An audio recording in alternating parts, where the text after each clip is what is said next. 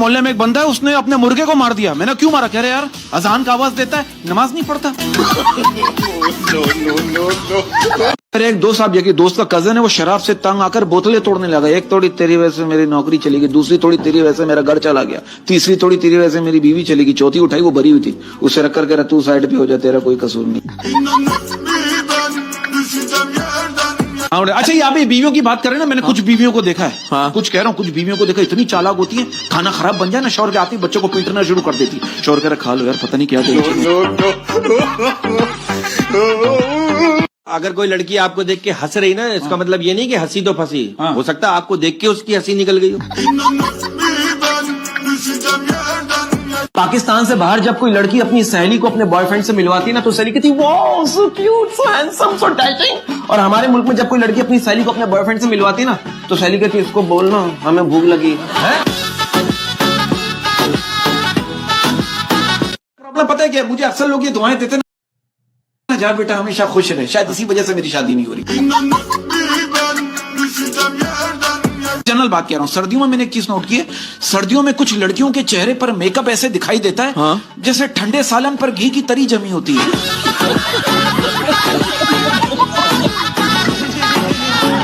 ये बात सही कि आजकल वो बच्चे भी मोहब्बत कर रहे हैं जो 2 साल पहले वॉशरूम से आवाज लगाते थे, अम्मी कर ली। साहब एक बात बताइए, आप इतने हसीन और जमील स्मार्ट रहे हैं, तो कभी ऐसा हुआ किसी खूबसूरत लड़की ने आपसे कहा कि बच्चन साहब आज बिना हेलमेट के ही पिच पे उतर जाओ?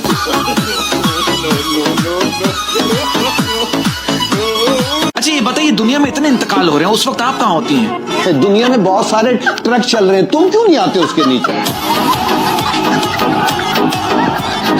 आप देखो, एक पॉलिटिशियन एक गांव में गए और गांव वालों से कहा तुम लोगों को क्या मसले बताओ, सारे मसले में हल करूंगा। एक बड़ी ने कहा भाई हमारे गांव में 2 बड़े मसले हैं, एक तो हमारे गांव में डॉक्टर्स नहीं है, दूसरा पॉलिटिशियन ने कहा रुक जाओ, वहीं रुक जाओ। जेब से फोन निकाला, फोन किया, सुनो 15 डॉक्टर मुझे इस गांव में चाहिए जी।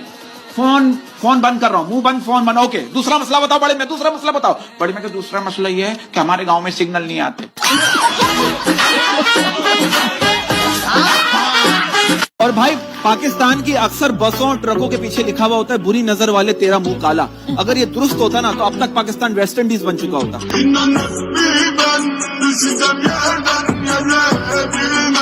ना पिल्ले रेल की पटरी पे ना टिफिन लेके जा रहा था, मैंने कहा कहाँ जा रहा है? कह रहा खुदकुशी करने। मैंने कहा टिफिन लेके क्यों जा रहा है? कह रहा ट्रेन लेट हो गई तो क्या भूखा रहूंगा? मैं कहना चाहता हूं, अगर तुम जिंदगी में किसी बेवकूफ इंसान को नहीं देखना चाहते हो ना, तो अपने घर का शीशा तोड़ दो। कि भाई जिंदगी से ज्यादा कंफ्यूज तो कंबल ने कर रखा है। जिंदगी से ज्यादा कंफ्यूज तो कंबल ने कर रखा है कि भाई लंबाई कौन सी है, चौड़ाई कौन सी है, लंबाई कौन सी है, चौड़ाई कौन सी है। अब देखो, जज कह रहा है मुजरिम से तुम पर मोटरसाइकिल चोरी होने का इल्जाम साबित नहीं हुआ, इसलिए ये अदालत तुम्हें छोड़ रही है। मुजरिम कह रहा है अच्छा तो फिर मैं क्या करूं, मोटरसाइकिल रख लूं या वापस कर दूं? अब इस बात को मानती हैं कि कुछ लोगों की शक्ल देखकर ये अंदाजा लगाना मुश्किल हो जाता है कि कीड़ा इनकी दाढ़ में है। और तारीख गवाह बच्चे जब भी कुछ दिन नानी के घर रहकर आते ना, तो दादी को कमजोर लग रहे होते हैं, मेरा बच्चा कमजोर हो गया।